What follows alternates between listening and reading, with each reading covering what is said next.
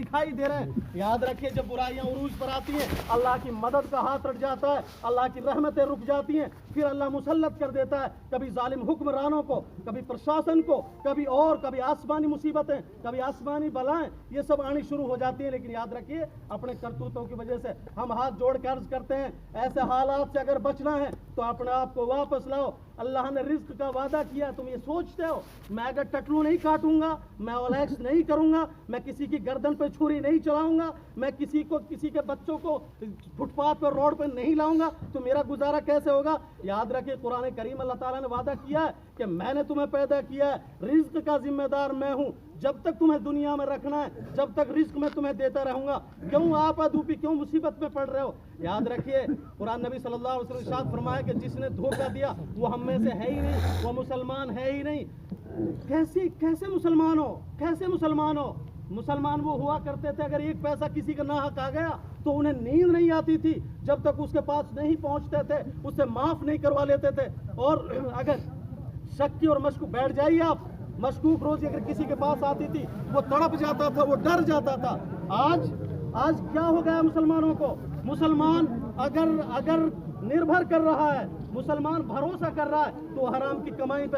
میں سمجھ رہا ہوں اولیکس والوں کو، ٹٹلو بازوں کو شاید بری لگ رہی ہوں گی میری باتیں، یاد رکھیے قوم کو فنا مت کریے، قوم کو مت ڈوبوئیے، خود بھی مت ڈوبیے۔ قرآن کریم اللہ تعالیٰ نے ارشاد فرمایا کہ جب ظلم حد سے گزرتا ہے، ظلم جب عروج پہ آتا ہے تو اللہ کی پکڑیں بھی مضبوط ہو جاتی ہیں، اور جب اللہ کی پکڑ آتی ہے پوری دنیا بھی اللہ کی پکڑ سے مل کے نہیں بچا سکتی۔ یاد رکھیے عزت اور ذلت اللہ تعالیٰ نے امیری اور غریبی یہ تقدیر کے ساتھ رکھی ہے۔ خدا کے واسطے رکیے، اپنا آپ کو روکیے۔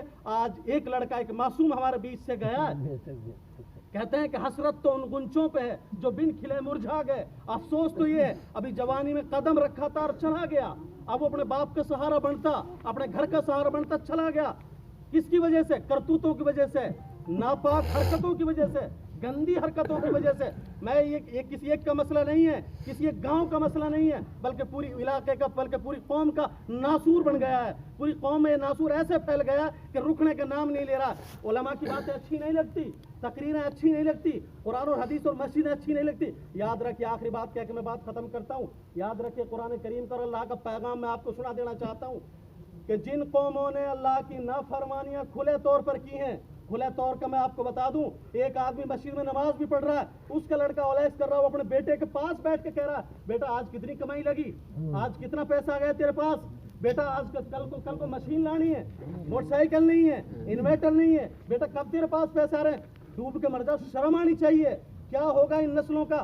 آج مسجد کے پاس بیٹھ کے ٹٹلو کاٹ رہے ہیں، اور علماء تبلیغ کی جماعت دعوت تبلیغ کے ساتھ ہی آ رہے ہیں، ان کی تقریر ان کی باتیں سننے کے لیے نہیں کھڑے ہو رہے ہیں، بات کر رہے ہیں بھائی آ جاؤ اللہ کی باتیں سن لو، کہہ رہے ہیں جی اس کی پارٹی لگ رہی ہے، اس کی باتیں ہو رہی ہیں، شرم کرو۔ قرآن کریم اللہ نے ارشاد فرمایا جب کسی قوم کے اندر کھلے طور پر بدعمالیاں شروع ہو جاتی ہیں تو اس قوم کو آسمانی آفتوں کے لیے بھی تیار ہو جانا چاہیے۔ میں یہ قرآن کریم کا اور اللہ کا پیغام آپ کو سنا رہا ہوں، اگر کھلے طور پر آپ بدعمالیوں کی طرف اتر آئے ہیں تو اللہ کے عذاب کو بھی جھیلنے کے لیے تیار ہو جائیے۔ اگر آپ میں ہمت ہے تو کریے، خوب کریے۔ ہم تو کہتے ہیں اللہ سے لڑائی لڑیے، جنگ لڑیے، اگر آپ میں ہمت ہے تو بیڑا غرق ہو جائے گا، نام و نشان نہیں رہے گا، قوم مٹ جائے گی۔ یہ آج ہمارے سامنے زندہ ثبوت ہے، اس کے لیے کتنے گھومے، کتنے پھرے، کتنے گئے، پیروں میں ورم آ گئے، ڈولتے ڈولتے انصاف کی لڑائی لڑتے لڑتے، اور جب جا کے تھوڑی بہت رمق ہمیں ملی ہے کہ بھائی انصاف ملے گا۔